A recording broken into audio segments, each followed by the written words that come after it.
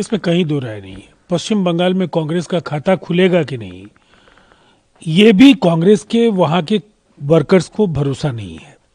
और दरअसल जिस तरह की करारी शिकस्त बिहार में मिली, पार्टी 2 अंकों में नहीं पहुंच पाई।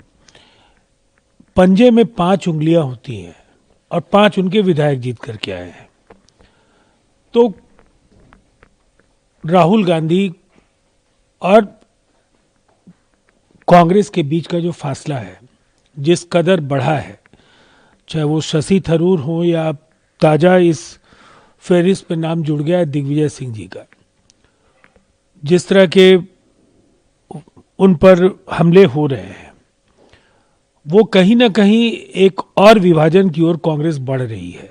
चुनाव में तो हार पक्की है, लेकिन पार्टी बचे इसकी चिंता राहुल जी को करनी चाहिए। समय रहते अगर वो इस बगावत को नियंत्रित नहीं कर पाए तो कांग्रेस का इतिहास अनेक विभाजनों का रहा है, एक और विभाजन के लिए उन्हें तैयार रहना चाहिए। अच्छा, दिग्विजय सिंह के बयान पे कांग्रेस बटी हुई दिखती है। कुछ ऑर्गेनाइजेशनल स्ट्रेंथ होना चाहिए कांग्रेस के पास, कुछ जो है जवाब देने से भी बचते हुए दिखते हैं, क्या कहिएगा इन पर? आज देखिए, अगर देश के मानचित्र पर देखें तो कांग्रेस 8.5% मतदाताओं की पसंद बनकर रह गई है। ग्राफ सिमटता जा रहा है। 1-2 राज्यों में, जो 3 राज्यों में उनकी सरकारें हैं, उसमें हिमाचल में जो कुछ हुआ लोगों ने देखा, बहुत मुश्किल से उनकी सरकार बची है। कर्नाटक में सरकार कभी भी गिर सकती है। और कमोबेश पूरे देश में कांग्रेस बदहाली के जिस कगार पर खड़ा है, उसकी वापसी के आसार दूर दूर तक नजर नहीं आ रहे हैं। अगर ऐसे में दिग्विजय सिंह ने, सबसे पहले यह स्पष्ट करना जरूरी है कि दिग्विजय सिंह एक ऐसे प्रतिबद्ध कांग्रेसी हैं जिन्होंने कभी उसूलों से समझौता नहीं किया, लेकिन उम्र के इस पड़ाव पर उन्हें कांग्रेस का कोई भविष्य नहीं दिखता है। तो उन्होंने जो कुछ कहा उसे कांग्रेस जनों को पूरी बेबाकी के साथ उनके कहे शब्दों को समझना होगा और कांग्रेस के अंदर आत्ममंथन बेहद आवश्यक है। गैर जरूरी मुद्दे थोपना, पूरी पार्टी को झोंक देना और खुद विदेश यात्रा पर निकल जाना, राहुल जी ने कांग्रेस के अंदर गहरी निराशा को भरने का काम किया। और इसीलिए जो बगावती सुर हैं वो धीरे धीरे वो निकलने लगे हैं। अच्छा, कल सीडब्ल्यूसी की बैठक भी थी दिल्ली में, अलग अलग बयान भी देखने को मिले। क्या लगता है कि कांग्रेस जो है अपनी गलतियों से सीख क्यों नहीं पा रही है? बीजेपी आईना भी दिखा रही है कि गलतियां बार बार कर रहे हैं, चुनाव हार भी रहे हैं, पर कुछ समझ नहीं आ रहा है। क्या देखिए, चिंताएं सबको इसलिए हैं कि देश के लोकतंत्र के लिए विपक्ष का मजबूत होना भी बेहद जरूरी है। लेकिन कांग्रेस विपक्ष की जो जिम्मेदारियां हैं, रचनात्मक विपक्ष की जो भूमिका है, उससे बाहर होती हुई दिख रही है। और लगातार जिस तरह से पार्टी के कार्यकर्ता और नेता छोड़ रहे हैं, पार्टी की विचारधारा से जुड़ाव लोगों का नहीं बचा है, कॉरपोरेट कल्चर में कांग्रेस पूरी तरह से ढलती जा रही है। इसलिए जमीनी कार्यकर्ता और जो कांग्रेस के जो पुराने नेता हैं वो असहज महसूस कर रहे हैं। तो ये जो सीडब्ल्यूसी की मीटिंग है, ऐसा वैचारिक टकराव जब भी दिखा है, चूंकि ये शीर्ष फोरम है कांग्रेस का, तो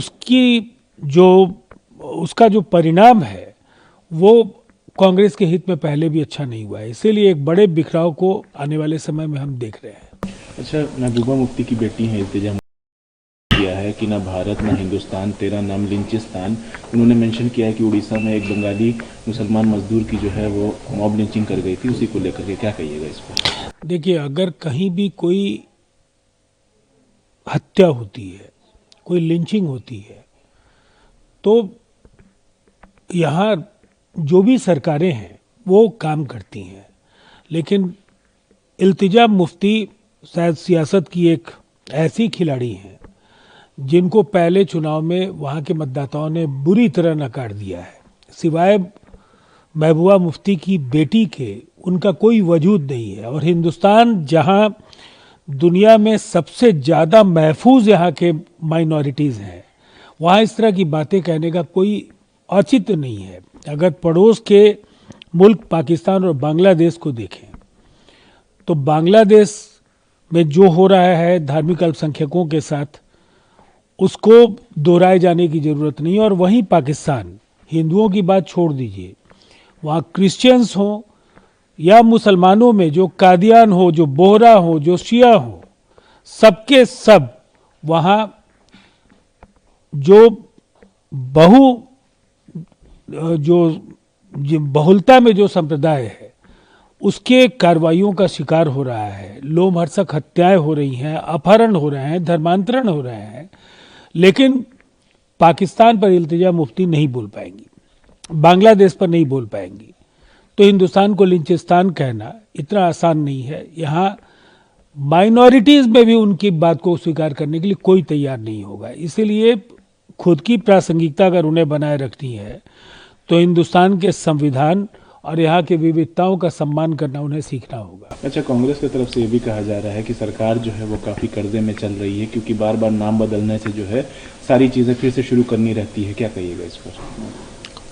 देखिए, दुनिया के अनेक मुल्कों में, जिसमें अमेरिका जैसी दुनिया की सबसे बड़ी आर्थिक शक्ति भी शामिल है, सबको वित्तीय संस्थानों से पैसा लेना होता है। लेकिन आप इन 11 वर्षों में जो भारत का जो कायाकल्प जिस कदर हुआ है, बिजली के उत्पादन, बिजली के खपत, जिस तरह से आधारभूत संरचना का विस्तार, रोजगार, नौकरियां और आर्थिक स्थिरता, चुनौतियों के बावजूद हिंदुस्तान दुनिया के सबसे ज़्यादा मजबूत मुल्कों से बेहतर इकोनॉमिक ग्रोथ रेट को बरकरार रखने में कामयाब रहा है। और ये कहीं ना कहीं जो भी कांग्रेस के आरोप हैं, उनका जवाब बदलता हुआ हिंदुस्तान है।